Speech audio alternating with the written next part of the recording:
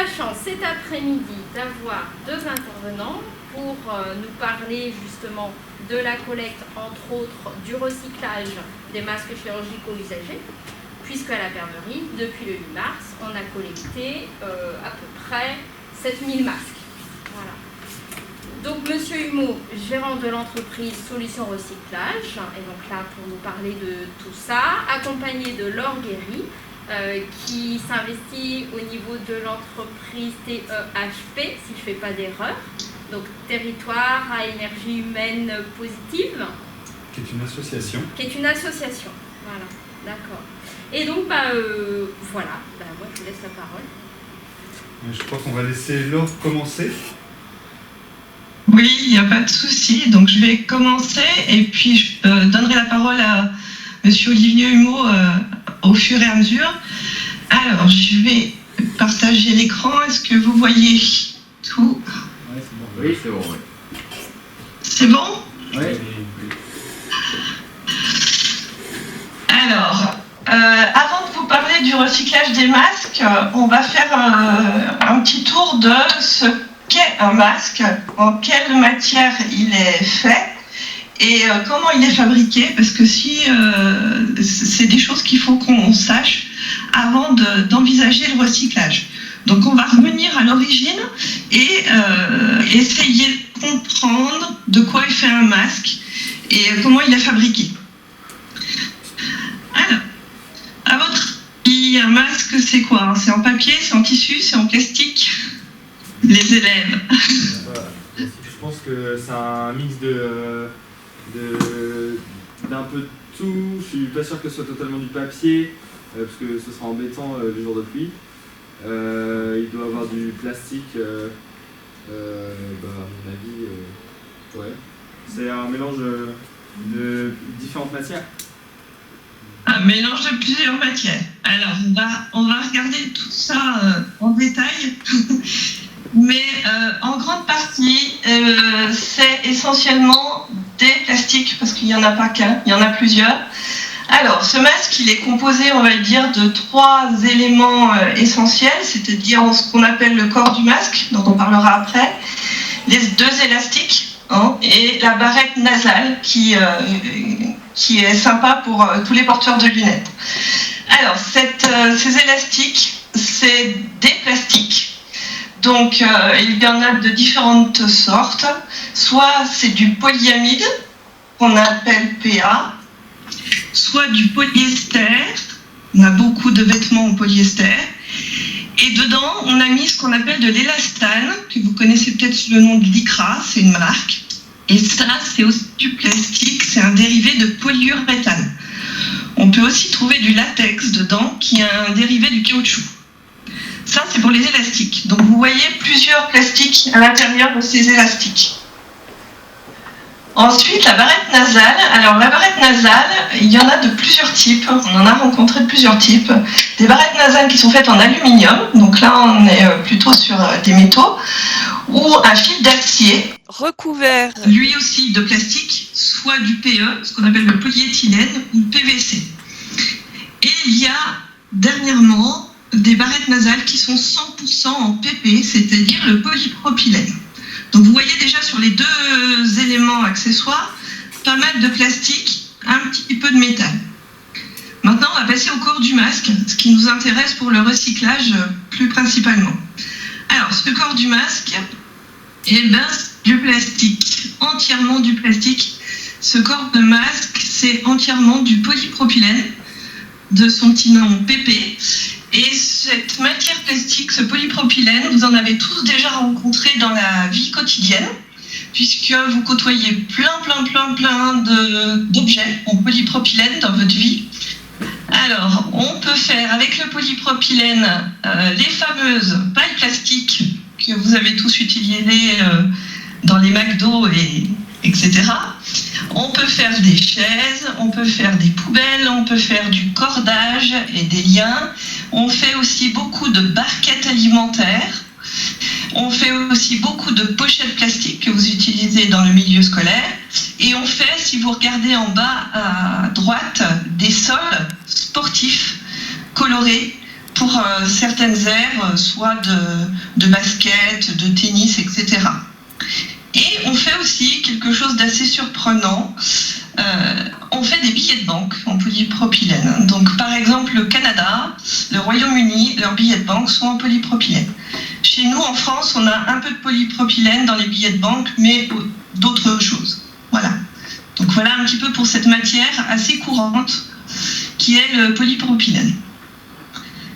Alors vous êtes en classe de physique-chimie, donc on va faire peut-être un petit peu de chimie, un petit peu de sciences des matériaux, tout en restant simple, mais cette chimie elle va expliquer un petit peu les caractéristiques, pourquoi on a pris du polypropylène pour faire des masques, et aussi ça va expliquer aussi notre recyclage.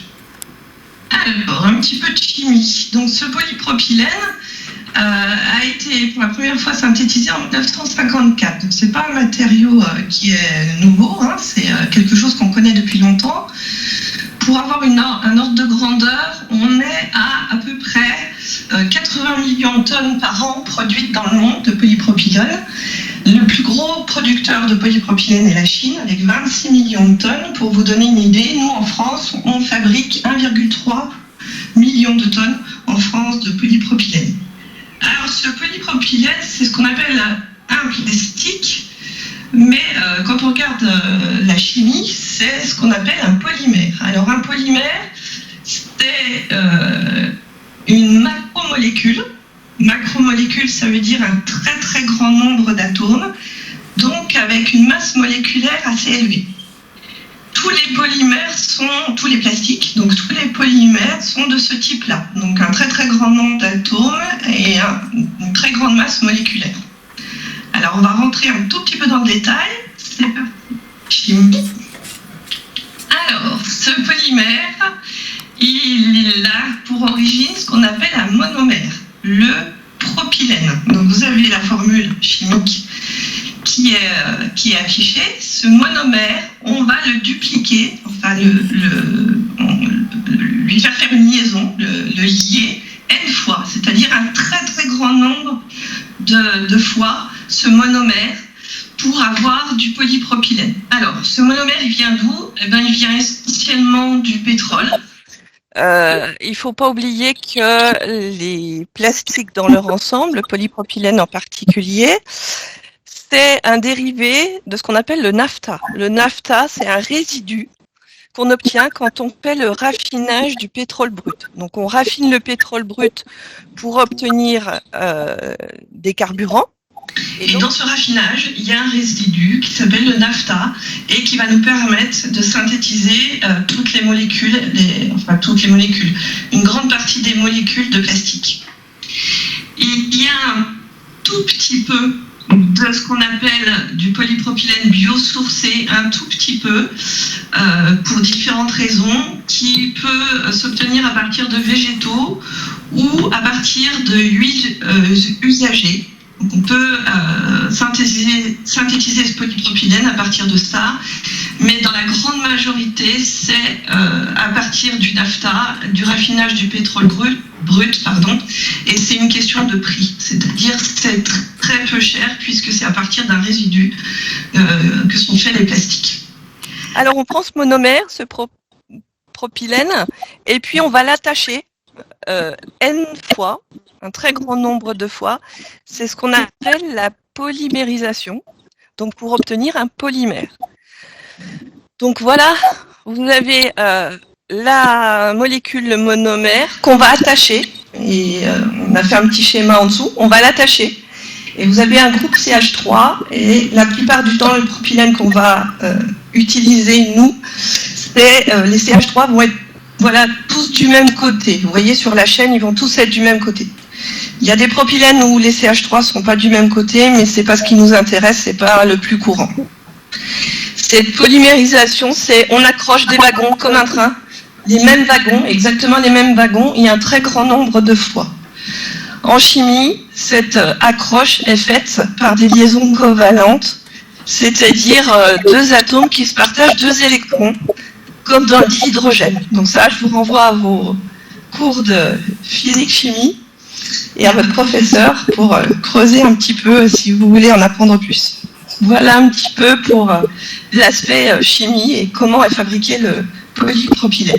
C'est le même principe pour les autres plastiques. On part d'un monomère qu'on va polymériser, qu'on va attacher pour obtenir une macromolécule. Alors, tout ça, toute cette chimie nous procure des avantages au niveau de ce matériau, quelques inconvénients, mais beaucoup d'avantages.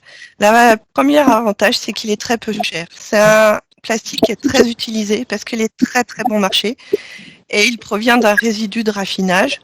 Donc c'est assez courant et on connaît sa fabrication depuis de nombreuses années. Au niveau de la chimie, il est inerte et inodore. Ça veut dire qu'on peut l'utiliser en barquette alimentaire. Ça, c'est très important. En France et en Europe, on a des normes très très drastiques sur ce qui est alimentaire, donc ce qui peut contenir des aliments. Les normes sont vraiment très sévères et donc le polypropylène se prête excellemment bien à ces normes puisqu'il est inerte, inodore, pas d'odeur. Au niveau de ses propriétés physiques, il est aussi bien utilisé au niveau des barquettes alimentaires parce qu'il passe sous la vaisselle. Parce que sa température de fusion au niveau des grades utilisés est autour de 160-170 degrés. Donc on peut largement le passer au lave-vaisselle sans problème, sans qu'il fonde entre guillemets. Il est également stérilisable, c'est-à-dire si on a besoin d'une hygiène irréprochable, on peut facilement le stériliser à 110 degrés sans le mettre en péril et sans l'abîmer. C'est aussi un isolant électrique. Il est hydrophobe. Hydrophobe, ça veut dire qu'il aime pas l'eau. Hein. L'eau va pas pénétrer et va s'évacuer à sa surface. Donc c'est pour ça qu'on fait des sols sportifs. Et ce qui nous intéresse, nous, c'est qu'il est facilement recyclable. Ce polypropylène est vraiment recyclable. Avec différentes techniques et méthodes, mais on maîtrise parfaitement son recyclage. Il est aussi indéchirable, très résistant. On en fait beaucoup des boîtes avec des charnières. Les charnières en plastique sont essentiellement faites en polypropylène puisqu'il est très résistant à la flexion. Il a un peu d'inconvénients, c'est qu'il est un peu cassant à température ambiante. Donc on peut casser une boîte, voilà. Il est un peu sensible aux UV. Donc pour tout ce qui est sol extérieur, on va rajouter un additif pour le protéger des UV et pour certaines applications, il est très difficile à coller. Voilà un petit peu pour ses avantages et ses inconvénients. Alors, comment on fabrique les masques? Ça ressemble à du tissu, ça ressemble à du papier, ça ressemble à une pièce plastique. Donc le polypropylène des masques, c'est ce qu'on appelle du polypropylène intissé. Alors, vous avez peut-être déjà rencontré ce mot sur peut-être du papier peint. On appelle du papier peint intissé. Donc, c'est comme du tissu, ça a l'aspect de tissu, mais il n'est pas tissé. C'est-à-dire qu'il n'est pas avec des fils croisés bien comme il faut et tissé comme du tissu pourrait le faire. Donc, ce polypropylène, il est fait en rouleau. Comme ça, vous avez des masques chirurgicaux, vous avez déjà vu voir qu'il y a des couches bleues, des couches blanches, donc pour faire ce masque. Il y a 3 couches. Sur les masques chirurgicaux normés, il y a 3 couches. Une couche centrale, qu'on appelle le medblond, qui va avoir des fibres de polypropylène très très fines pour la filtration du virus, c'est-à-dire que c'est la couche de filtration qui va ne pas laisser passer le virus du Covid et d'autres virus. Et en plus, on le charge de manière électrostatique pour en plus qu'il attire, entre guillemets, toutes les particules et tout ce qu'il ne faut pas. Donc ça, c'est la couche centrale. Et il y a 2 couches de part et d'autre de cette couche centrale qu'on appelle le spawn bond. C'est des fibres également de polypropylène, mais c'est des fibres un peu plus grossières, c'est-à-dire c'est la première barrière extérieure sur le monde extérieur et sur votre bouche qui va filtrer toutes les grosses particules. Voilà. Donc voilà pour le principe de fabrication de ces masques. Donc pour vous donner une idée, voilà la taille des fibres de polypropylène qui vont être entremêlées, donc qui ne sont pas tissées, ils sont entremêlées, c'est comme un plat de spaghettis, c'est entremêlé dans tous les sens. Et voilà la taille, on va de 0,5 à 10 microns pour la taille des fibres. Alors, ce que je vous ai préparé, c'est que je vous ai préparé un petit film très très court, à peu près 30-40 secondes, pour vous montrer comment on projette le polypropylène sur une surface. Donc, il est fondu. Ce polypropylène, il est projeté sur une surface et ça va faire cette sorte de tissu, qui n'est pas un tissu, qui est de lin tissé. Donc, je vous laisse regarder.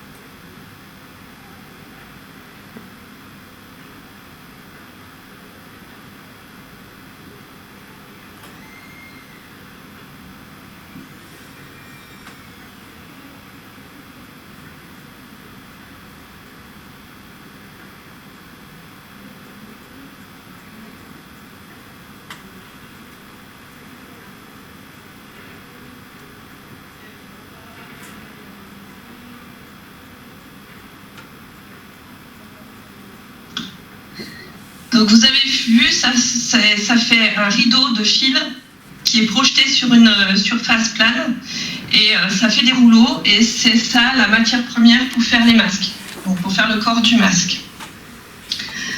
Alors, une fois qu'on a cette matière première, eh bien, il faut assembler tout ça, il faut assembler les 3 couches, il faut assembler les élastiques et mettre la barrette nasale. Donc pareil,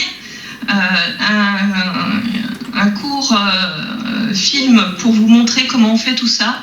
Avec l'automatisation, donc la grande partie des masques sont faits en Chine, mais depuis quelque temps et depuis la pandémie, on a pas mal d'entreprises en France qui sont mis à relocaliser, c'est-à-dire à refaire des emplois en France et des usines en France pour être un peu plus autonome au niveau des masques.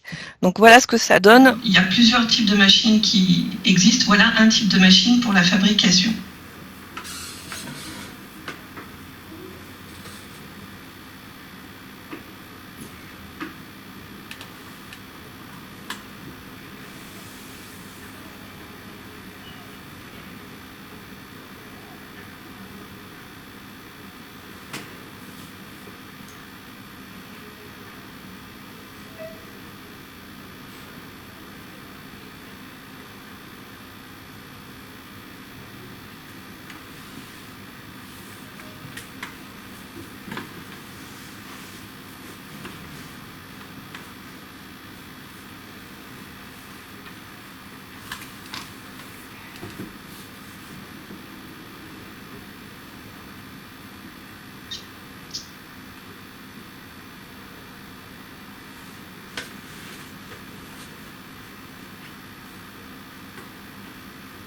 Alors, ça dépend des machines, hein, mais on est sur du 5000, il y en a qui vont plus vite, hein, mais 5000 masques heure, et on peut monter plus, suivant l'équipement et les machines envisagées. Voilà pour la fabrication. Donc maintenant qu'on connaît un peu mieux ce masque chirurgical jetable, on sait un peu de quoi il est fait, donc essentiellement de plastique. Eh bien, on va l'utiliser, vous en avez tous utilisé en grande quantité.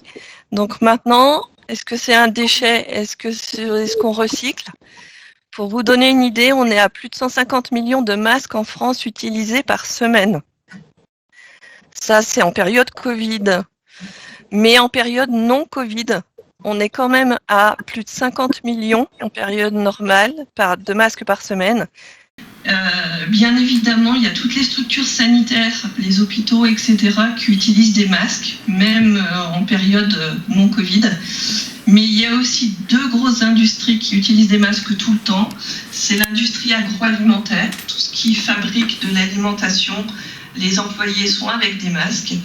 Et il y a aussi une autre industrie qui en utilise énormément, c'est tout ce qui est l'industrie électronique. Donc tous les gens qui font de l'électronique en salle blanche, par exemple, utilisent beaucoup de masques chirurgicaux jetables. Donc voilà un petit peu pour le contexte. Sur ce déchet, vous en avez vu dans les rues, dans la nature, donc pas dans la nature, pas par terre. La moindre des choses, c'est bien évidemment, comme tous les autres déchets, c'est de le mettre dans la poubelle. En général, ça finit dans la poubelle de déchets ménagers, ce qu'on appelle la poubelle normale de déchets ménagers. Et deux possibilités actuellement, soit c'est incinéré, donc valorisation énergétique, on récupère de l'énergie quand on le brûle, soit c'est enfoui, et ça c'est vraiment une catastrophe au niveau de l'environnement. Donc nous on s'est dit qu'on fait, eh ben c'est parti, on collecte, on lave et on recycle. Donc voilà pour ma partie, je vais maintenant continuer les slides, mais je vais laisser la parole à Monsieur Humeau. Merci beaucoup. On vous a fait une présentation de tout l'écosystème qu'on a créé ensemble. Un écosystème d'acteurs, entreprises, associations, qui permet de recycler les masques et d'en faire des produits finis. Et on va jusqu'au tricotage et à la confection de t-shirts techniques. Donc c'est très rare d'avoir une filière aussi complète. Souvent, quand on vous parle de recyclage, on vous dit que des objets vont être recyclés, des produits vont être recyclés. En quoi, on ne sait pas trop, on vous donne de vagues exemples. Là, on a une filière complète qui va faire toutes les étapes. Donc si tu as toutes les étapes, c'est super, Laure. Merci d'avoir préparé tout ça. On peut peut-être commencer par la collecte, même si la collecte, c'est quelque chose que vous avez vu, puisque on a justement des collecteurs qui sont mis en place dans l'établissement de la Perverie. On a plusieurs collecteurs en France répartis sous une même bannière que Solutions Recyclage pilote aujourd'hui. Et on a confectionné des outils de collecte qui vont ressembler à autre chose qu'une poubelle pour être certain de bien capter le bon matériau. Puisque là, on a affaire à de la psychologie, à de l'humain, et là, on a des vrais risques d'erreur. Si on mettait ça dans une simple poubelle avec une petite étiquette, aujourd'hui, en tout cas en France, on a une éducation qui fait que ça peut générer un certain nombre d'erreurs. Et certaines personnes ne font pas très attention. Et on peut se retrouver avec des masques et autre chose que des masques. Et cette première étape est essentielle, puisque si on n'arrive pas à sélectionner véritablement la matière, on va se retrouver avec beaucoup d'embêtements dans les étapes suivantes. Donc la conception de la boîte que vous voyez là, elle n'est pas neutre. On a pensé les choses, il y a du design qui est dessus, pas juste pour être joli, c'est-à-dire que l'esthétique qu'on va produire va créer dans l'esprit des personnes, des utilisateurs, des usagers, un réflexe de se dire, tiens, c'est pas une poubelle classique. L'ouverture, tiens, c'est une croix. J'aurais pas l'idée de jeter ma peau de banane dedans. C'est ça qu'on vise quand on crée un outil comme celui-ci. Donc il y a déjà de la conception, rien qu'à ce niveau-là. Et ensuite, une fois que les boxes sont pleines, on retire les sacs. Il y a tout un protocole qui a été mis en place par l'État, via le Conseil supérieur de la santé publique, qui oblige à avoir des doubles contenants, des doubles emballages. Et ensuite, c'est les sacs de masques que l'on va collecter avec nos véhicules et qu'on va emporter chez nous. Laure, est-ce que tu peux passer peut-être sur le slide suivant? Alors, une fois que c'est récupéré dans nos entrepôts, donc les sacs de masques de la Perverie sont entreposés dans un site qui se situe vers le carrefour Beaujoire, pour ceux qui connaissent. On a un entrepôt à cet endroit-là. On stocke, et une fois qu'on a suffisamment de stock, on envoie ça dans une entreprise, enfin dans une association qui s'appelle Solidaire, une association d'insertion, donc qui va employer des personnes un peu éloignées de l'emploi et qui vont démanteler les masques après les avoir hygiénisés. Hygiéniser, c'est un terme pour expliquer qu'on va rendre le travail sain pour les personnes qui vont démanteler derrière. On est quand même sur un masque qui peut avoir eu des projections de virus du Covid, mais pas que. C'est-à-dire qu'on n'est pas malade forcément que du Covid, et donc il est important de protéger les travailleurs derrière. Donc on a un premier lavage à 40 degrés, additionné d'un virucide, donc un produit qui va tuer le virus. Une fois que le masque a été lavé, eh bien, il est démantelé. Donc on a un système qui permet de couper les coins, enlever les élastiques et surtout de retirer la barrette nasale pour ne récupérer que le centre du masque, pour n'avoir que du polypropylène, comme l'expliquait là. Ensuite, si on passe au slide suivant, on va avoir une phase où on va devoir transformer la matière, juste la faire changer de forme pour qu'elle soit utilisable dans un outil qui permettra d'en faire du fil. Pour faire ça, on va chercher à créer des petites billes.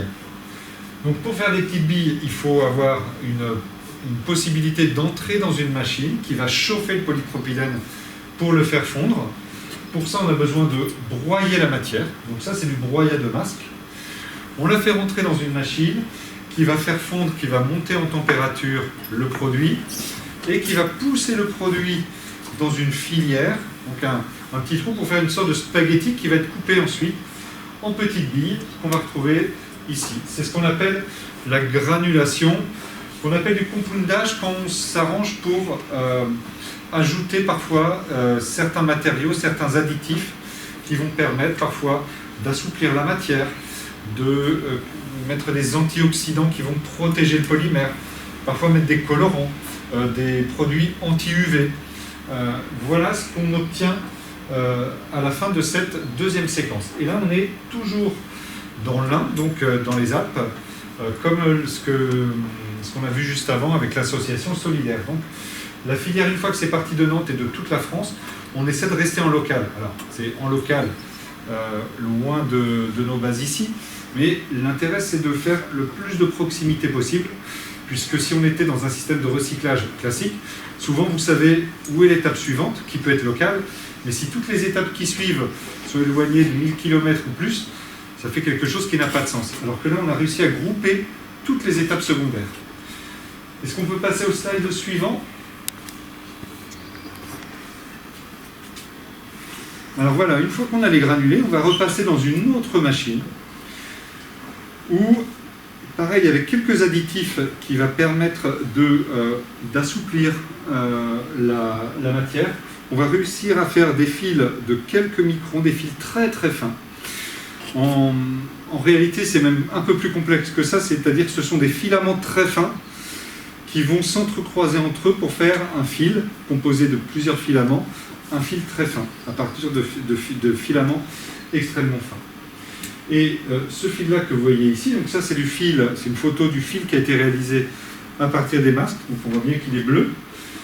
Il est ensuite tricoté dans une usine, ça c'est une usine qui est centenaire en France, qui tricote de la maille, donc qui va assembler des fils et les entrecroiser pour réussir à faire un tissu, des laises de tissu, enroulées sur des grands rouleaux, qui sont ensuite découpés sur des portions d'1 mètre pour pouvoir être découpés et cousus et refaire un t-shirt derrière. Donc on va voir un t-shirt, ici on en a reparlé ce matin en réunion, qui va être sur le même modèle qu'un t-shirt qui va être fait pour le Tour de France de cet été, sur une des étapes du Tour de France. Et c'est un t-shirt qui va être en plastique. Alors quand on parle d'un t-shirt en plastique, ça fait un peu bizarre parce qu'on n'a pas l'habitude d'employer ces termes-là, mais quand on vous dit que vous avez des vêtements synthétiques, c'est la même chose. C'est juste un mot qui paraît un peu moins vulgaire que le mot plastique, mais c'est la même chose. Aujourd'hui, dans tous vos vêtements, il y en a beaucoup qui sont en plastique. Parfois, on est sur ce qu'on appelle des composites avec du polyester coton. On va avoir une fibre naturelle et une fibre synthétique qui sont entremêlées ensemble. Ce qui n'est pas toujours très écologique du reste, je vais vous l'expliquer. Et là, on va faire, avec ce polypropylène dont on a vu qu'on pouvait faire des boîtes alimentaires, eh bien, on va faire du tissu. Alors ce tissu, c'est pas habituel d'en voir en polypropylène. Quand vous regardez des étiquettes de vêtements, vous allez entendre des mots comme polyamide, comme polyester ou PE. coton PE, des choses comme ça. Et on a rarement les mots PP ou polypropylène qui se détachent. Tout simplement, c'est un peu le fait de l'histoire, c'est pas quelque chose qui a été employé, on n'a pas pris l'habitude de le faire. Alors que c'est une fibre très intéressante pour faire du textile. C'est à la fois extrêmement léger, beaucoup plus léger que d'autres matières. C'est on va dire, anti-transpirant, parce que, vous l'avez vu tout à l'heure, c'est une matière qui est hydrophobe, donc qui ne va pas laisser rentrer l'humidité à l'intérieur de la maille, et donc laisser se développer les bactéries pour ensuite avoir des t-shirts, des textiles quand on sue dedans, qui vont se mettre à générer des odeurs. On a des choses qui sont recyclables, qui sont une fibre qui est solide, donc ça veut dire que votre vêtement il va durer longtemps, ça c'est plus écologique. Et il y a un point qui est aussi très important, c'est ce que j'expliquais par rapport à vos vêtements qui peuvent être en matière composite. Quand vous avez des vêtements qui sont en polyester coton, pour faire du polyester et du coton, eh bien vous avez des fibres qu'on va devoir entremêler les unes entre les autres. Donc ça ne se fait pas en prenant un grand fil qu'on va entremêler comme ça, tout du long. En fait, on va couper des grandes fibres pour en faire des plus petites. Et comme avec la laine, vous savez, la laine du mouton, c'est pas un grand fil qui fait le tour du mouton. On est vraiment sur des poils, donc des petits fils qui, avec des forces de frottement et le fameux entremêlage en spaghetti avec une certaine résistance, eh bien les fibres vont se coincer les unes dans les autres et créer une matière qui va se rigidifier et faire une fibre. C'est comme ça qu'on fait le polyester coton, donc avec des fibres qui vont être coupées. Le désavantage de ce système-là, c'est que si vous tirez sur un vêtement qui est dans cette matière, vous allez voir des fibres. Si vous le frottez dans un rayon de soleil, vous allez voir des fibres qui vont partir. Donc ça veut dire qu'il y a des fibres en coton ou en laine, des fibres naturelles qui vont s'échapper. Pourquoi pas, c'est la nature. Mais vous allez aussi avoir des plastiques, ce qu'on appelle des microplastiques qui vont aussi s'échapper.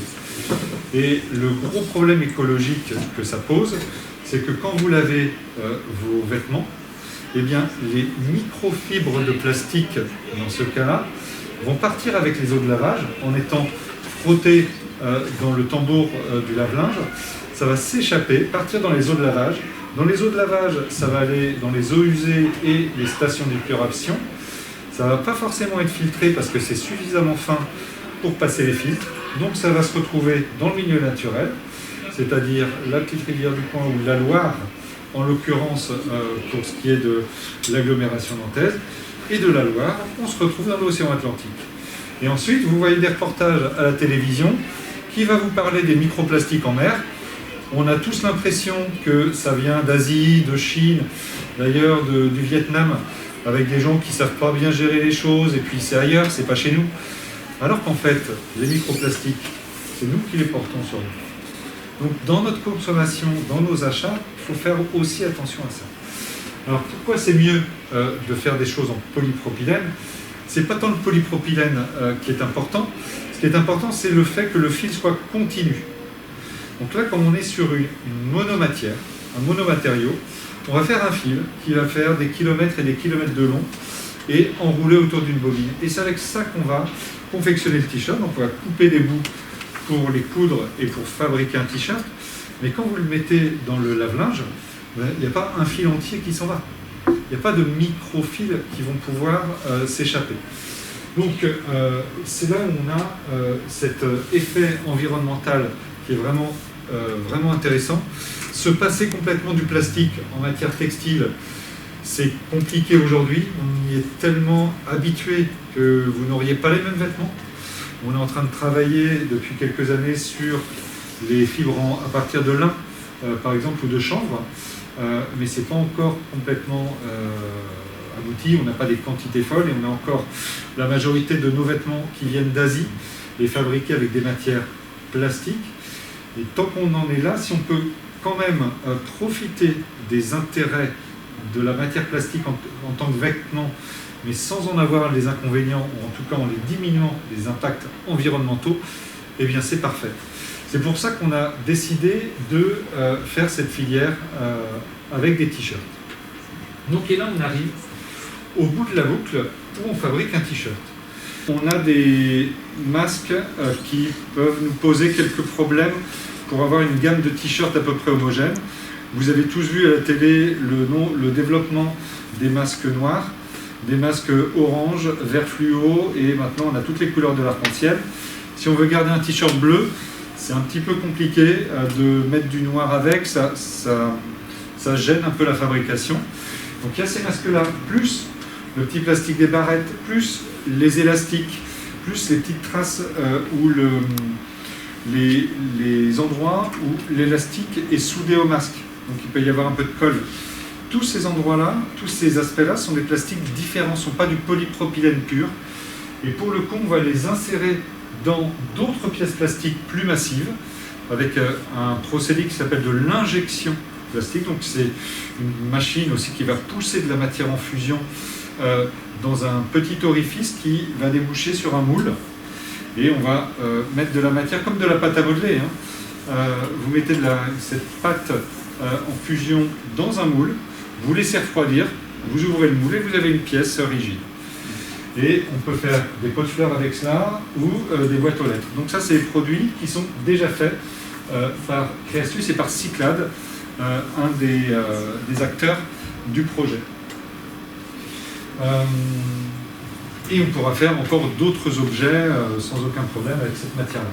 Ici, on a la collecte, l'hygiénisation dont on a parlé, le broyage. Alors, je peux rappeler aussi qui sont les acteurs. Là, c'est Solidaire, une association. Le broyage, maintenant, et la régénération, c'est la même entreprise, c'est Cyclades, toujours dans l'un. Le filage, c'est Infibre. Le tricotage, c'est Billon. Et la confection, c'est Aura Evolution.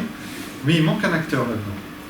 Je ne sais pas si vous avez une idée de qui peut manquer dans ce cycle-là. Quelqu'un a une idée? Oui? Ouais. Alors, à quel endroit vous vous mettez? Collecter des masques.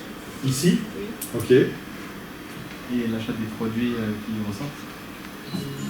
Et c'est qui? C'est le client. C'est vous, c'est les clients.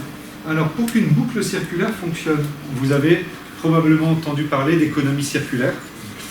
Et ce qu'on oublie très souvent dans l'économie circulaire, et là, et puis un cours de physique ou de chimie, mais un cours d'économie, c'est le client final.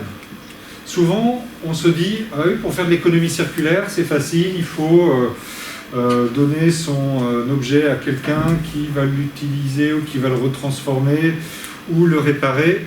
Et puis moi, je me débarrasse de mon sujet parce que j'étais là et j'ai donné ça à quelqu'un qui est au début d'une boucle. Et après, je m'en fiche. Et c'est pas grave. Et ce que j'aime, c'est que ce soit en plus gratuit.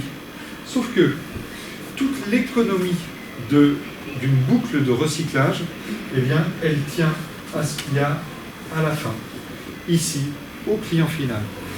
Je vous donne un exemple. Toutes ces étapes-là coûtent beaucoup de temps, donc d'argent. Collecter des masques, venir avec un véhicule, le stocker dans un entrepôt à Nantes pour lequel il faut payer un loyer, envoyer ça par camion dans l'Ain avec les gens, surtout le gros du coût, il se situe ici, au niveau du démantèlement. Vous imaginez enlever des élastiques, le temps que ça prend. Le broyage, la régénération de la matière, il faut des machines qui coûtent des centaines de milliers d'euros, chaque machine. Le filage, c'est pareil. On parle parfois de traitement de X kilos à l'heure. Pour traiter des tonnes, il faut des heures et des heures. Donc il y a toute une économie de coûts qui se situe ici. Si on arrive et qu'on fait un produit qui représente tous ces coûts-là, parce que ces coûts-là, il faut bien que quelqu'un les paye. Et que, par exemple, on vous fabrique une règle, par exemple, parce que des règles en polypropylène, on peut le faire, ou un emballage alimentaire. Et qu'on vous dit, c'est super, on va le mettre dans un rayon de supermarché, on va mettre la règle en plastique recyclé, elle coûte 50 €. Et à côté, il y a des règles qui sont super belles, beaucoup plus quali, transparentes, toutes jolies, et qui coûtent 50 centimes. Que va faire le client? Acheter celle qui est à 50 € ou acheter celle qui est à 50 centimes. Généralement, sauf exception, il y a toujours des exceptions, des gens convaincus, eh bien la majorité des gens font « Ah ouais, c'est super sympa l'initiative, là, j'applaudis dès demain, par contre moi je prends celui-là ».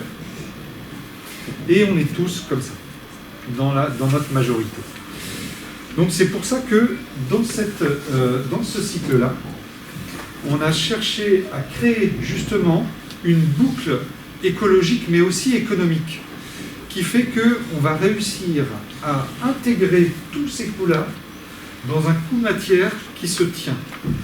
Parce que dans une règle qui va faire quelques grammes, le fait d'avoir quelque chose qui va coûter plusieurs euros ou plusieurs dizaines d'euros, on se dit c'est pas possible, on ne trouvera jamais le client qui est à la fin. En revanche, si vous fabriquez un t-shirt de sport, technique, qu'on peut trouver dans un magasin de running, à un coût qui peut se situer entre 20, 30, 50, 60 euros pour des produits haut de gamme.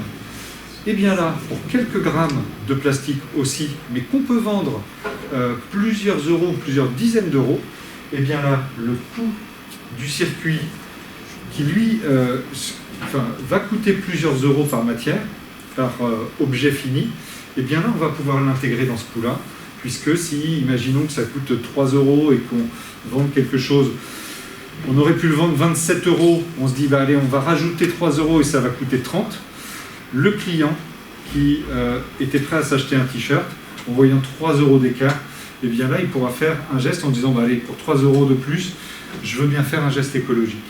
Donc aujourd'hui, économiquement, comment ça marche? Il y a ce t-shirt qui a un coût un prix acceptable pour un client qui permet de payer une partie de la filière. Et ensuite, on a ici, on va le mettre à contribution aussi le producteur de masques. Donc là, en l'occurrence, c'est l'école de la Perverie qui finance une partie aussi de la filière en amont, en payant le service alors à travers Solutions Recyclage. Et nous, ensuite, on va répartir cet argent auprès des autres membres de l'écosystème. On arrive à faire quelque chose qui est équilibré. Ça reste aujourd'hui quelque chose d'assez coûteux parce que on a monté une filière en un temps record. Monter ça en quelques semaines, quelques mois, c'est assez fou. Donc on n'est pas dans une optimisation de machines où tout est réglé depuis des années avec des quantités qui permettent d'amortir tous les coûts. Le mot amortir, ça vous va? Vous voyez ce que c'est?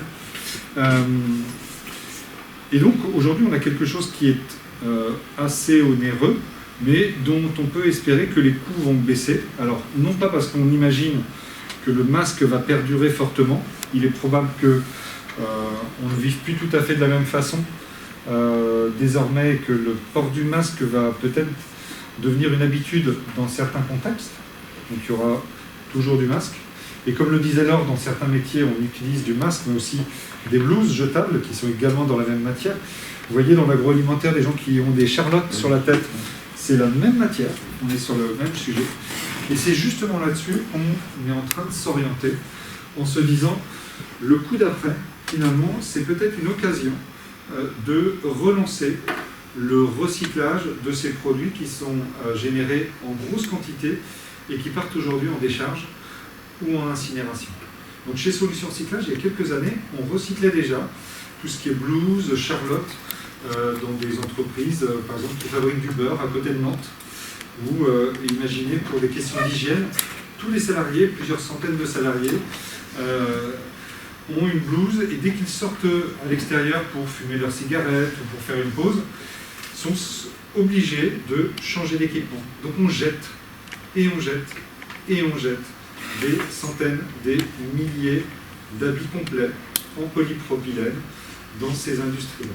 Et donc l'objet de notre activité et de la suite logique de ce système-là, c'est d'essayer d'aller chercher ces produits-là.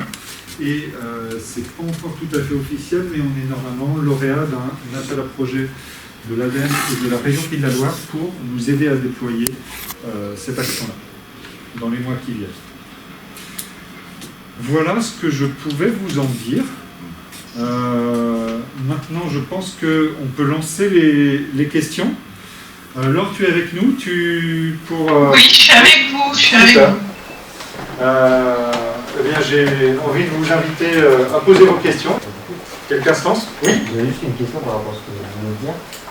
Les blouses chirurgicales, est-ce que vous les recyclez aussi? Alors, ce que je vous disais à l'instant, c'est qu'on les recyclait il y a quelques années. On avait un procédé un peu différent, mais l'entreprise a fermé ses portes. Et du coup, ça fait peut-être 2 ans qu'on ne les recycle plus, mais là, c'est l'occasion de relancer la machine. On ne le fait pas encore tout à fait, puisque pour travailler sereinement et intelligemment, on se dit que le masque, c'est déjà compliqué. Trouver le moyen de démanteler intelligemment un masque, ça paraît simple comme ça, mais quand on veut le faire de façon rapide et organisée, ça prend du temps. Et on se dit, on ne va pas mettre tous les produits en même temps parce que ça va être un peu compliqué, donc on va le faire dans une seconde phase. Donc c'est une question de quelques mois. Techniquement, on est capable de le faire. C'est vraiment le démantèlement du produit pour être certain de n'avoir que du polypropylène. Puisque les blouses, si elles étaient toutes identiques, ça serait facile. Sauf que les blouses, comme vous les voyez, certaines ont des boutons pression qui peuvent être en polyéthylène, donc on change de plastique, on va être obligé de couper les petits boutons pression. On va en avoir certaines qui ont un zip, une fermeture éclair, donc là c'est pareil, on peut être sur du polyamide ou parfois un peu de métal. Et comme il y a plein de fabricants sur ces sujets-là, c'est difficile d'aller faire de l'éco-conception et de demander à ce que tout le monde ait le même type de produit. Les fabricants sont souvent en Asie, produisent pour des dizaines de pays différents, dans des millions de tonnes, et on ne peut pas appeler, passer un coup de téléphone pour dire s'il vous plaît, vous pourriez changer les boutons de telle et telle manière. Donc c'est pour ça qu'on va le faire dans un second temps. Est-ce qu'il y a d'autres questions? Oui? Est-ce que c'est possible qu'au moment du lavage des masques, il y ait certains virus qui résistent Alors, on a pris des virucides qui normalement ne laissent aucune chance au virus. Il faut se dire il y a trois manières d'éliminer le virus en fait. On fait subir une période de quarantaine assez longue aux sacs de masques avant de les envoyer. Un virus, c'est un produit biologique, un produit vivant. Bon, là, on change de matière, on va en biologie.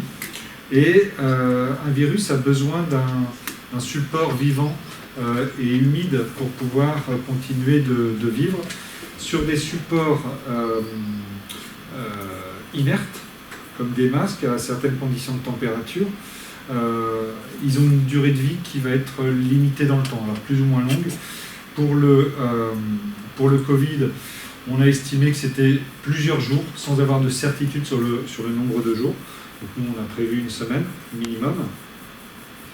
Donc là, déjà, on n'a plus beaucoup de matériel biologique qui peut résister. Mais il y a quand même un doute. Donc, face à ce doute, on a le fameux lavage avec un virucide. On aurait pu laver à un peu plus haute température, puisque à partir de 60 degrés, on considère qu'on élimine la plupart des... Pas que des virus, d'ailleurs, il y a aussi des bactéries et des champignons qu'il ne faut pas oublier, parmi la famille des microbes, qui peuvent avoir des effets pathogènes importants. Et à partir de 60 degrés, normalement, on est déjà mieux. C'est pour ça que quand vous prenez un café dans un distributeur automatique, une boisson chaude, elles sont réglées à 60 degrés pour être sûr de tuer les microbes qui peuvent se trouver à l'intérieur. Votre chaudière à la maison, pour fournir l'eau chaude, elle a un réglage au-dessus de 60 degrés pour tuer justement tous les microbes qui sont à l'intérieur. Donc il y a cet aspect à la fois température, et là on ajoute un produit supplémentaire pour les tuer. Et une fois que c'est recyclé, vous avez vu la température de fusion que nous a présenté Laure, on est à 170 degrés. Voilà, à 170 degrés, le virus il est tué une 3e fois si vous voulez. Donc on le tue 3 fois dans l'histoire, c'est-à-dire que dans le t-shirt, il y a proprement zéro risque.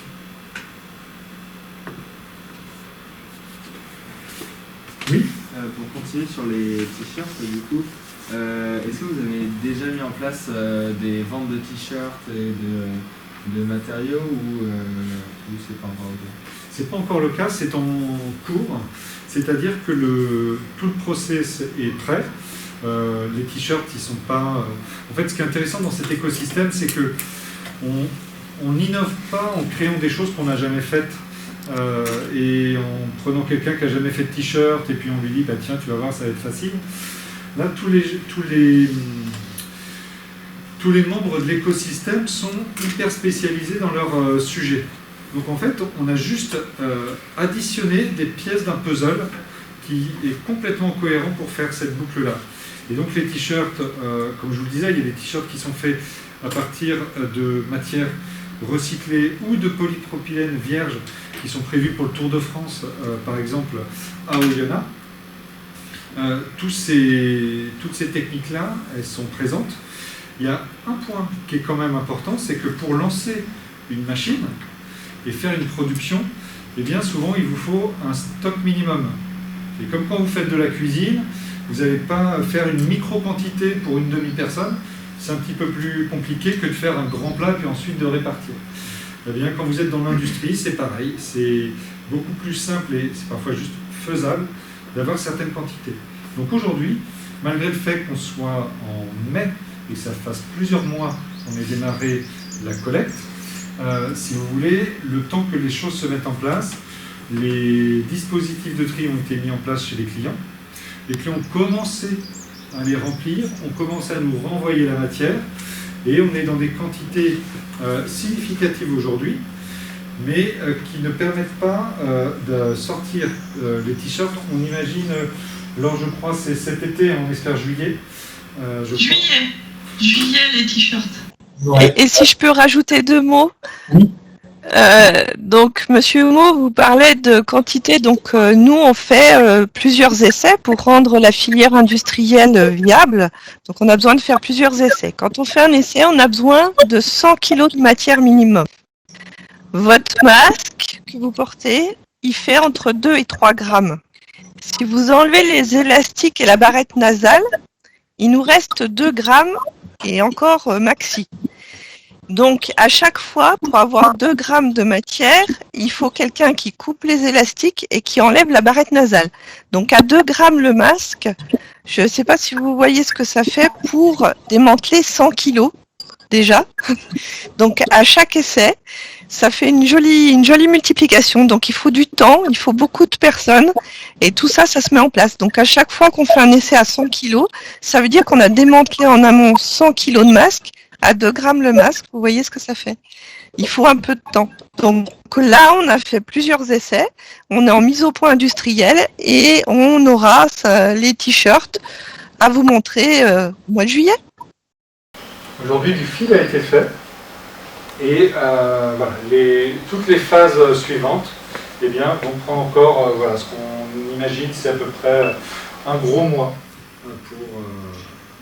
pour avoir les t-shirts livrés. Comme c'est quelque chose qui n'a jamais été fait, ça prend du temps, la mise au point industrielle. Voilà, c'est ça. Oui. Et du coup, les t-shirts du Tour de France vont être dans ces t-shirts faits en juillet ou ils sont déjà Non, les t-shirts du Tour de France, c'est des t-shirts qui sont faits à partir de plastique recyclé, mais du polyester. Donc plutôt les bouteilles plastiques, les bouteilles que vous jetez dans le bac jaune, Les bouteilles d'eau recyclées. Et donc si, le Tour de France, alors ça doit être la ville d'Oyonnax, parce qu'il y a une étape de cette édition du Tour de France. Je ne sais plus si c'est la ville ou le Tour qui les a commandés, ces t-shirts, et qui voulait faire des t-shirts dédiés en matière recyclée. Puisque là, les acteurs dont on parle savent faire du polypropylène, mais savent aussi faire d'autres matières recyclées. Il y a eu des essais de fait à partir de plastique récupéré depuis la mer. Ça, j'ai presque envie de dire encore plus compliqué. Donc on est vraiment avec des gens qui sont hyper spécialistes de ces procédés-là qui sont uniques en France. Oui. Qu'est-ce qui est le plus écologique entre porter un masque en enfin, un truc de genre, et de le recycler ou de porter un masque en tissu? Pour moi, ma conviction, c'est que vous voyez ce que j'ai sur le visage, j'ai un masque lavable. Alors, parfois, il y a un peu une contradiction en ce moment entre des exigences sanitaires qui nous demandent, qui exigent qu'il y ait un haut niveau de protection. Et pour avoir ce haut niveau de protection, eh bien, quand on est face à un masque jetable industriel, on sait que c'est normé et que il y a un niveau de protection de X%. Et dans certaines entreprises que l'on visite, que l'on collecte, eh bien, c'est masque jetable obligatoire. Donc les gens n'ont pas le choix. Lorsqu'on a le choix, eh bien, de mon point de vue, le meilleur déchet, c'est celui qu'on ne produit pas. Et si on a un niveau de protection suffisant avec un masque qui est lavable, eh bien, pour moi, c'est la solution la plus écologique. Ça dépend de l'utilisation, on est toujours pareil si c'est du grand public. Bien évidemment, si vous allez dans un bloc opératoire pour vous faire opérer, si le chirurgien a un masque lavable, vous n'êtes pas censé savoir est-ce qu'il l'a lavé suffisamment, etc. Donc il y a certains métiers, voilà, c'est pas possible, ce sera du jetable. Bien évidemment, pour le grand public, tout ce qui est réutilisable est meilleur pour l'environnement. Après, le masque lavable, on a toutes sortes de masques lavables. Et voilà, au niveau filtration, on est un petit peu supérieur en jetable au niveau de la filtration. Après, il y a des très bons masques lavables, mais voilà, ça dépend de l'utilisation. Pour le grand public, il n'y a pas de problème au niveau des masques lavables. Et bien évidemment, il faut les laver un certain nombre de fois pour qu'ils soient écologiquement plus meilleurs, on va dire, pour l'environnement. Oui. Est-ce que vous êtes, vous avez des entreprises affiliées, on va dire, pour de masques, de fabrication de masques, et qui vous donneraient les défauts, ceux qui ont des défauts de fabrication? Tout à fait. J'ai presque envie de te laisser la parole, Laure, tu connais mieux le sujet que moi. Alors, on a des entreprises qui sont des fabricants de masques. Alors, c'est des fabricants de masques qui se sont montés avec la pandémie du Covid, parce qu'au départ, on avait très très peu de fabricants de masques en France. Ça se développe, on a relocalisé l'industrie des masques un petit peu en France. Donc il y a des fabricants de masques en France. Comme dans toute industrie et fabrication, il y a deux sortes de ce qu'on appelle déchets de production. Il y a des choses. C'est des choses qu'on peut recycler très facilement, parce que c'est des choses qui sont pas infectées, qui sont très propres, donc on peut les recycler facilement. Et puis il y a ce qu'on appelle les rebuts de production. Les rebuts de production, c'est quand vous avez vu la machine qui fabrique les masques, et ben, il suffit qu'elle soit un petit peu déréglée, qu'elle se mette en route, il y a des réglages à faire. Donc par exemple, la barrette, elle ne va pas être au milieu, elle va être sur un côté. Ou les élastiques, ils vont être mal accrochés, pas au bon endroit. Tout ça, ces rebuts de production, ils sont aussi recyclés. Alors l'avantage, c'est qu'il n'y a pas besoin de faire un lavage avec le virucide, puisque c'est des choses qui sont très propres. Par contre, ils ont besoin d'être démantelés, de la même manière que les autres masques. Donc bien évidemment, les fabricants de masques français cherchent des solutions pour recycler ce qu'on appelle leur rebut de production. Et on est en partenaire avec plusieurs d'entre eux. Oui. Alors, comme ça a été coupé tout à l'heure, le son, on ne t'a pas complètement entendu. Ah, je réexplique. D'accord. Donc, dans les déchets de production, il y a les rebuts, donc les produits qui comportent des défauts. Mais il y a aussi les chutes de matière. Donc, quand vous découpez sur une matière et qu'il reste une bande juste du tissu, là c'est simple, c'est de la matière neuve, propre, et on n'a pas besoin ni de démanteler, ni de laver. Oui. Pour en revenir à la collecte, vous parlez de l'importance de vos collectes, de vos poubelles, d'être différenciées. Est-ce qu'il y a tout de même un pourcentage assez important d'erreurs, en tout cas dans vos collectes, au niveau des masques? Aujourd'hui, il est très faible. Dans ce qu'on constate, il est très faible, mais parce qu'on prend aussi beaucoup de précautions. C'est-à-dire que si on nous dit qu'on va mettre une poubelle, je ne sais pas, à l'entrée d'un centre commercial sans aucune surveillance et qu'il n'y a pas d'autres poubelles autour, on sait que statistiquement, il y a quelqu'un qui va se retrouver à passer par là avec quelque chose dans la main, il ne sait pas quoi en faire, il voit une poubelle et puis hop là, il va le mettre dedans.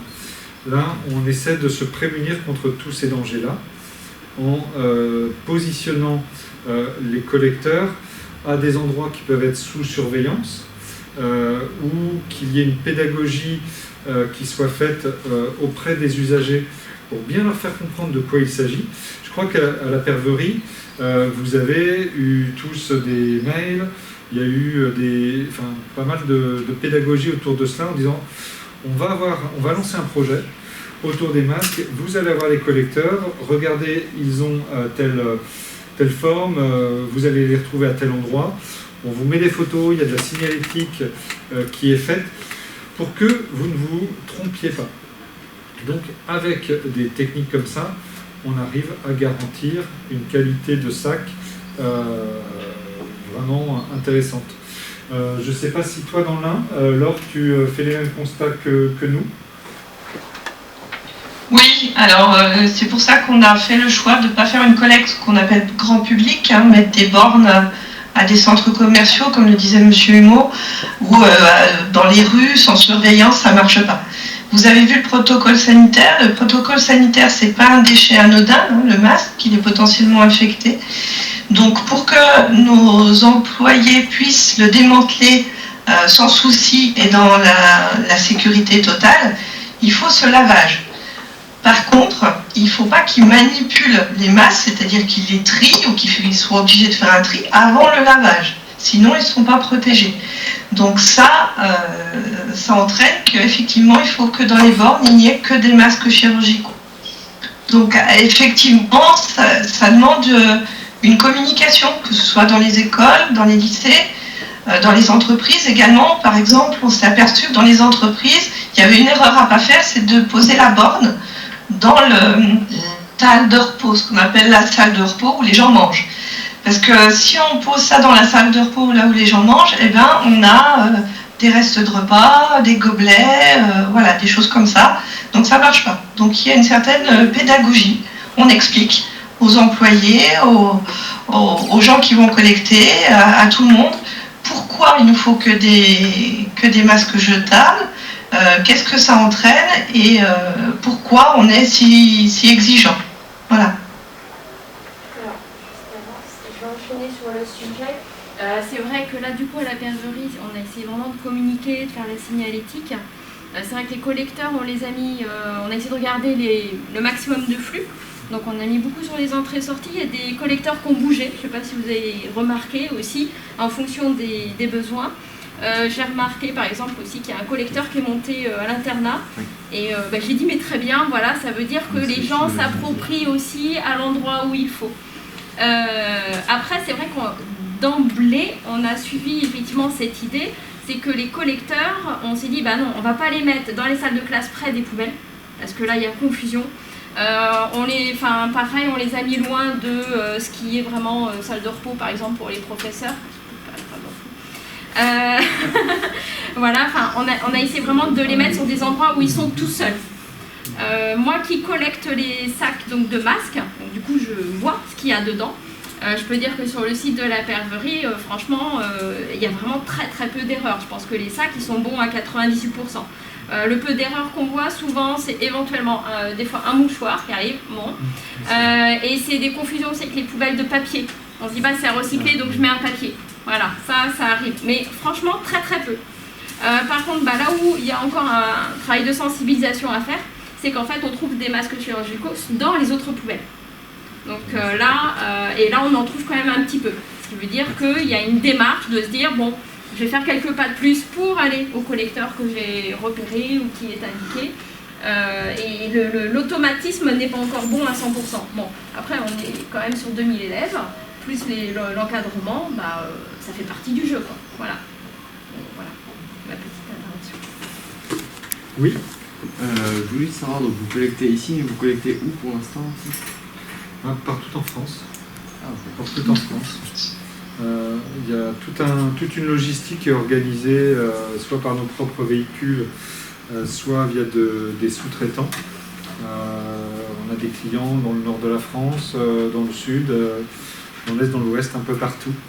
Est-ce que s'il y a une tache sur le masque et qu'elle part pas au lavage, ça pose problème?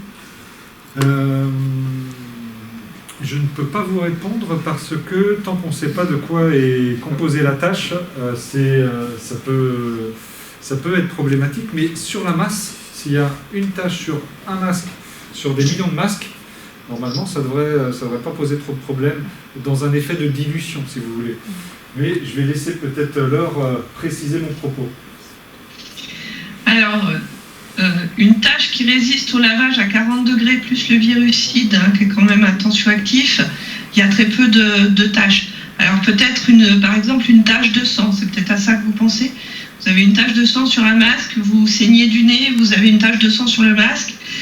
Une fois le lavage effectué, ça sera juste une coloration. Il n'y aura plus rien qui nous embêtera. Donc cette coloration à 2 grammes par rapport à notre essai ou notre lot de 100 ou 500 kilos, c'est rien du tout. Voilà.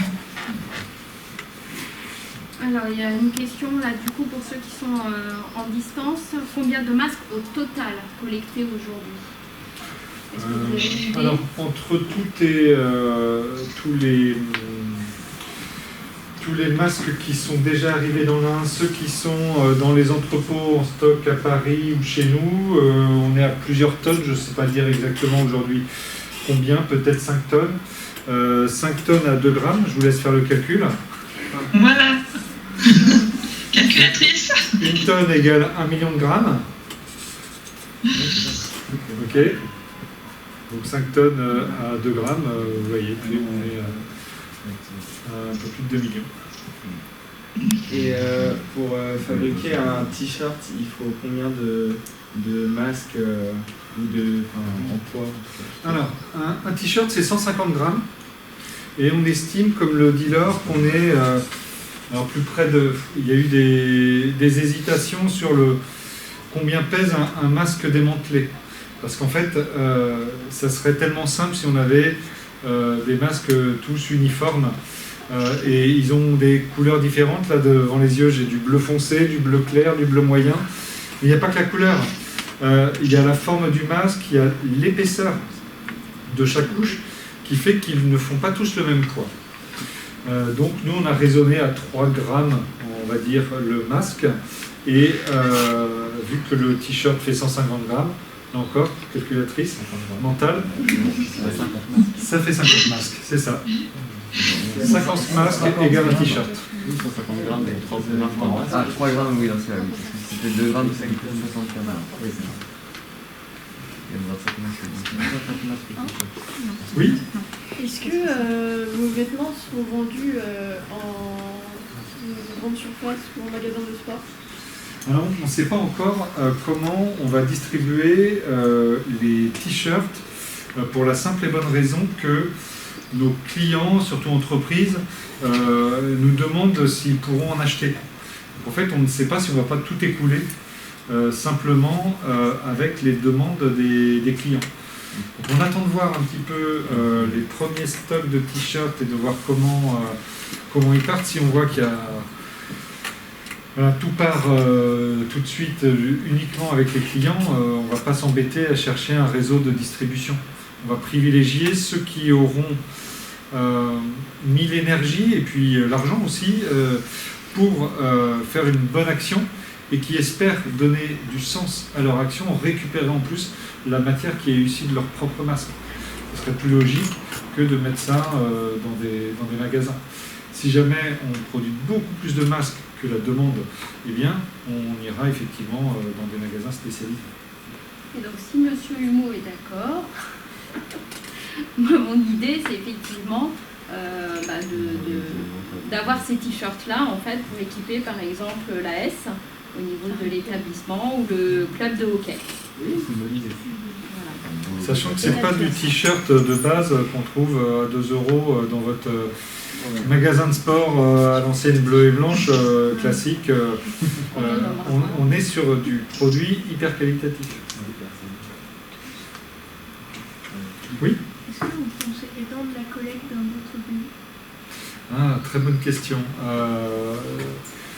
C'est pas impossible. On a eu des demandes de Suisse, d'Allemagne et du nord de l'Espagne. Mais pour l'instant, c'est concentré sur le secteur français. Il y a tellement de boulot à faire juste sur ce périmètre-là qu'on ne s'est pas trop penché sur l'étranger. Sachant qu'il y a des règles réglementaires, des aspects réglementaires qui complexifient depuis peu de temps d'ailleurs l'entrée-sortie d'un pays, même à l'intérieur des frontières européennes, l'entrée-sortie de déchets plastiques d'un pays à l'autre. Donc aujourd'hui, si c'est pour complexifier les choses, à faire des déclarations administratives, pour l'instant on se concentre sur ce qui est plus simple. Oui ? Et pour parler d'entreprises à l'étranger ou même en France d'ailleurs, est-ce que il y a des entreprises qui vous concurrencent ou qui sont dans le même secteur d'activité Oui, tout à fait. On n'est pas la seule filière de recyclage des masques. On est peut-être la seule filière intégrée avec un écosystème complet. On va jusqu'à la fabrication du produit final. Il y a d'autres acteurs en France qu'on connaît bien d'ailleurs, puisqu'on est dans le même secteur d'activité. Certains vont jusqu'à faire des granulés, mais sans qu'on sache trop ce qui se passe derrière. Certains vont faire des granulés qui vont servir à l'industrie automobile pour faire des pièces de pare-choc par exemple. Donc ça va être mêlé à d'autres matières recyclées au polypropylène. J'imagine pour justement prendre certaines caractéristiques de certains polypropylènes et d'autres polypropylènes, puisque ce qu'a pas dit Laure, mais on ne va pas trop complexifier les choses, il y a des polypropylènes, ça dépend de tous les adjuvants, toutes les matières chimiques les additifs qu'on va mettre en plus pour doper certains plastiques. Et donc il y a des gens dont le métier, les compounders, dont le métier c'est de créer une recette pour avoir un produit qui a telle caractéristique physique, mécanique, esthétique. Et donc il va y avoir des gens qui vont travailler sur de la pièce automobile. Qu'est-ce qu'on a d'autre Enfin voilà, on n'est pas les seuls. Sauf peut-être sur l'aboutissement global, la boucle complète du processus.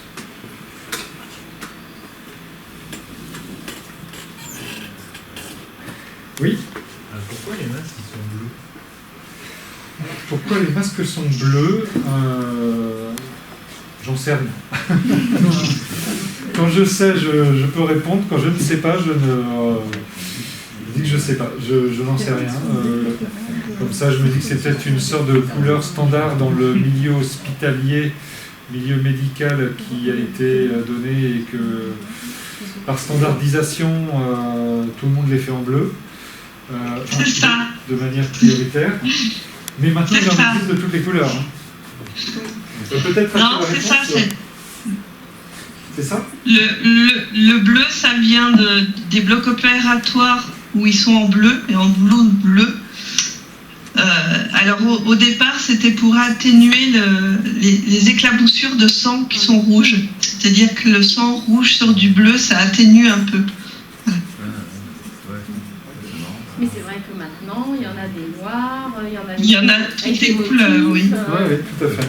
À l'école primaire, dans ce que je récupère, on retrouve pas mal avec des petites fleurs, des petits papillons. Non, c'est vraiment des masques qui doivent être des masques chirurgicaux pour enfants et qui sont faits donc, du coup avec des motifs plus ludiques, on va dire. Est-ce qu'il y a la possibilité de faire des stages dans les entreprises de recyclage ou de... Oui, je pense qu'il n'y a pas de souci. Oui. D'accord. Moi j'ai une question. Est-ce que vous êtes content de la démarche qui a été engagée? Est-ce que vous trouvez que ça a du sens? Oui, oui. Par exemple, personnellement, je me sentais coupable avant de porter un masque jetable, que maintenant beaucoup moins, même si j'ai tendance à mettre plus souvent des masques en tissu, il y a moins cette culpabilité de se dire qu'on va le jeter à la poubelle et qu'il va se retrouver jeune sa vie. Mais c'est bien, les mentalités changent sur le sujet et depuis, nous on le remarque, on est dans le recyclage depuis 12 ans. Au début, les gens qui se mettaient à recycler, les entreprises, c'était vraiment des pionniers, des gens qui avaient envie de défricher un nouveau sujet, qui avaient des convictions vraiment très attachées. Ils n'étaient pas forcément très nombreux. Et là, on voit que depuis 2 ans, et la pandémie, j'ai l'impression, a accéléré le mouvement. Les gens sont de plus en plus sensibles au sujet. Votre génération, bien évidemment, beaucoup plus.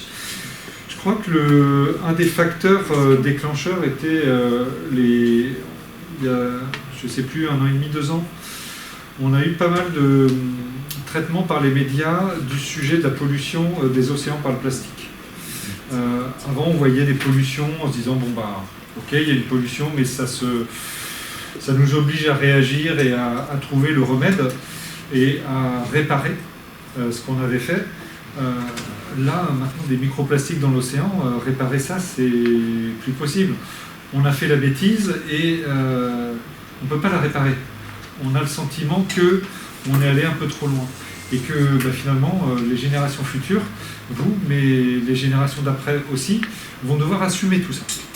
Et le fait que tous les organismes vivants dans l'océan vont consommer du plastique jusqu'aux poissons et qu'on va se retrouver, nous, avec du plastique, on a du plastique qu'on ingère tous les jours. Il y a différentes études qui ont été faites sur le sujet, à la fois par la respiration et par ce qu'on mange.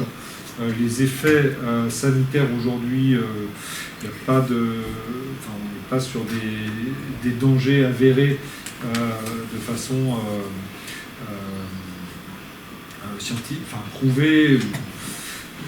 On ne voit pas aujourd'hui encore ce qui se passe, on sait juste qu'on en a. Et on retrouve du plastique dans la fosse des Mariannes, on en retrouve sur des glaciers à des milliers de mètres d'altitude, en Antarctique. Donc il y a ce problème-là, on se dit, mais jusqu'où on est allé? Et donc la culpabilisation, c'est clair, elle concerne de plus en plus de monde. Et je comprends tout à fait ce que vous dites. Et c'est ça qui fait qu'aujourd'hui, le sujet masque, je pense que s'il avait eu lieu il y a 5 ans, 10 ans, ça n'aurait pas eu la même portée. Tout à l'heure, je vous ai dit, on collectait il y a quelques années les blouses et les charlottes. Oui. Donc on avait quelques clients. Dans la région, il y a beaucoup d'entreprises en agroalimentaire qui consomment tous les jours des milliers et des milliers de tenues. Et bien, il y a quelques années, on avait quelques clients qui nous confiaient ces produits-là, mais on a été allé voir tous les autres en leur disant, tiens, au fait, on sait recycler ce type de produit-là, est-ce que ça vous intéresse? Le nombre de personnes qui avaient autre chose à faire que de se préoccuper de ce sujet-là, c'était pas un sujet pour eux, c'était pas une priorité. Je pense qu'aujourd'hui, ça serait différent. D'où le fait qu'on se lance aussi, on se dit, peut-être qu'on doit revenir vers ces personnes-là qui, il y a quelques années, n'étaient pas prêtes, n'y voyaient pas un enjeu particulier, et que maintenant, cet enjeu est peut-être un peu plus criant pour elles. On le voit sur les publicités, maintenant, avant on vantait les produits, on vantait les effets marketing, il y avait des mises en scène de la famille, l'homme viril au volant de sa grosse voiture. Et maintenant, dans toutes les pubs, on a un aspect environnemental. Oui, mais nous, on fait de l'électrique. Oui, mais nous, on sauve le monde. Ça montre que la demande du grand public a changé.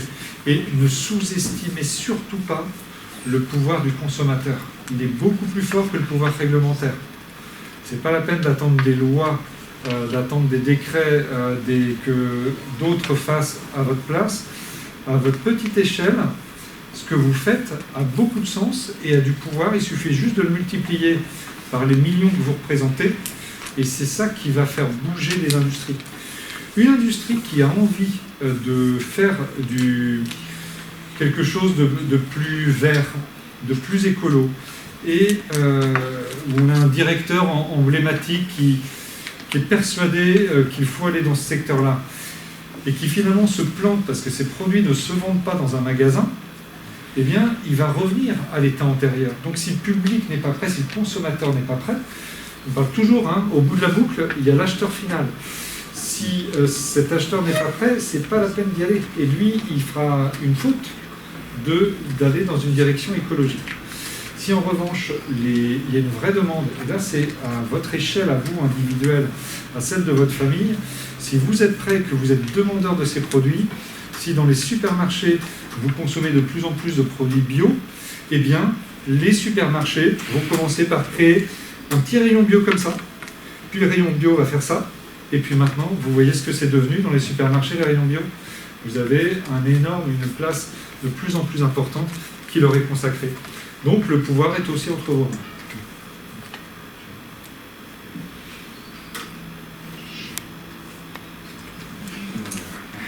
Oui, c'est bien, merci. Merci.